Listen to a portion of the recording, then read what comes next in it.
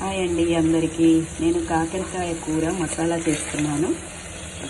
కాకరకాయలు కొంచెం కోసి ఉప్పు, పసుపు, పెరుగు, కొంచెం చింతపండు వేసి ఉడికించుకోవాలి. ఉడికిన తర్వాత ముక్కలన్నీ తీసి కోసుకొని నూనె గిన్నెలో నూనె వేసుకొని ఆవాలు, జీలకర్ర, కొత్తిమీర, కరివేపాకు అన్నీ వేసుకొని ముక్కలు, ఉల్లిగడ్డ వేసి కొంచెం మగ్గియాలి. కొంచెం పెరిగేసి మగ్గియాలి.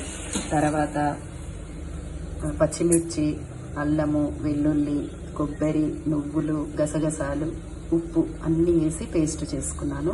తర్వాత దీంట్లో ఇది మగ్గిన తర్వాత కొంచెం దీంట్లో వేసి అన్నీ కొంచెం ఉడికించుకోవడమే. ఆ మసాలా అంతా వేసి చేదు ఉండదు. కొంచెం బెల్లం వేసుకోవాలి, బాగుంటుంది కూర. అసలు చేదు అది ఉండదు. చపాతీలోకి, అన్నంలోకి చాలా బాగుంటుంది. గ్రైండర్ చేసుకున్న అదంతా కొబ్బరి, గసాలు, నువ్వులు, ఉప్పు, మిరపకాయలు వేసి పచ్చిమిర్చి వేసి మిక్సీ చేసుకున్నాం కదా, అదంతా దీంట్లో వేసుకొని ఇలా అంతా మంచిగా ఉడికించుకోవాలి. ఒక 5-10 నిమిషాలు పడుతుంది, మంచిగా ఉడుకుతుంది.